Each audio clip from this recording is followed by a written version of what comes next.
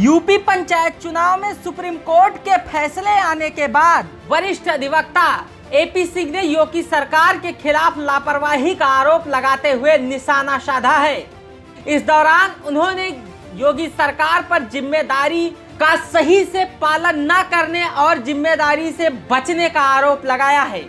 महत्वपूर्ण सुनवाई माननीय सर्वोच्च न्यायालय में थी, जिसको चीफ जस्टिस ऑफ इंडिया ने हेड किया और ट्रिपल बेंच थी।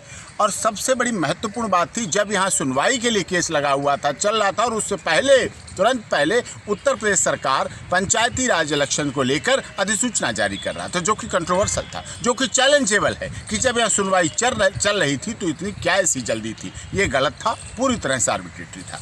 और दूसरी बात, जिस तरह से आपत्तियों की बात आई, आपत्तियां जब कोई व्यक्ति लेके जा रहा है आपत्ति करता, तब उसी समय उससे कह दे कुछ नहीं होना, वो तो सब डिसमिस हो जाएंगी। इस तरह से ये अलोकतांत्रिक है। जनता की सरकार जनता के लिए, जनता के द्वारा चुनी जाती है। उत्तर प्रदेश सरकार को भी यही करना चाहिए। पंचायत राज सबसे छोटी इकाई है और सबसे बड़ी मजबूत इकाई है, महात्मा गांधी ने कहा था ऐसा।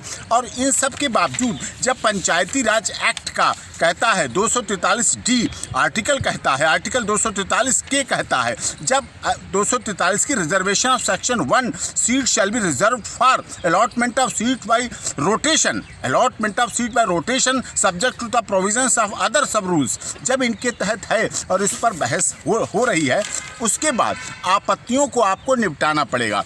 हुआ क्या, जब 1995 में पहले आधारित बनाया इसको, तब भी उन्होंने कहा ठीक है, उत्तर प्रदेश की जनता ने लोकतांत्रिक तरीके से उसको स्वीकार किया। एक पिटीशन उच्च न्यायालय में फाइल होती है, 2015 को आधार माना जाता है। जब 2015 को आधार माना, उसके बाद मानी सर्वोच्च न्यायालय में याचिका आती है।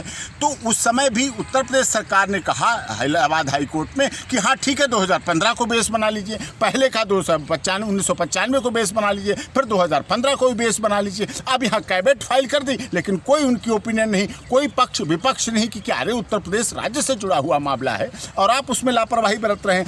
आपत्तियों का निपटारा करना पड़ेगा आपको। मैं एक उदाहरण दिया, मैंने जो सुप्रीम कोर्ट में उदाहरण दिया कि आपत्तियां पहले प्रयागराज में 1995 को लेकर प्रयागराज जिले में 900 आपत्तियां थी, 2015 को बेस बनाया तो 2000 आपत्तियां दाखिल हुई। लखनऊ में 671 पहले आपत्तियां थी, फिर 1000 आपत्तियां हुई। बाराबंकी 537, अब 936। बहराइच में 357 थी पहले, अब 704 हैं।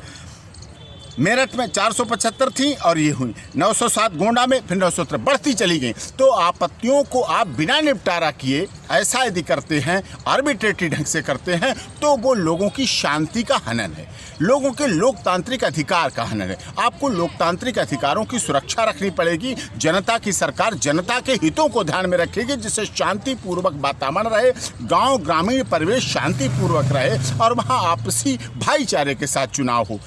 कई मामलों में देखा गया है चुनावी रंजिश बहुत खतरनाक हो जाती है, जो कि नहीं चाहिए। सरकार को बचना चाहिए कि किसी तरह की चुनावी रंजिश ना हो।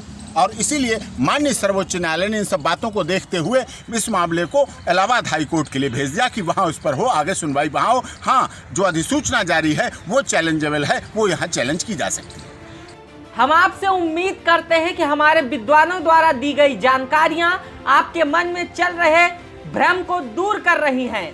सिर्फ पंचायत चुनाव ही नहीं, हम आपसे जुड़ी उस प्रत्येक महत्वपूर्ण खबर को गहराई से अध्ययन करते हुए आप तक प्रस्तुत करेंगे।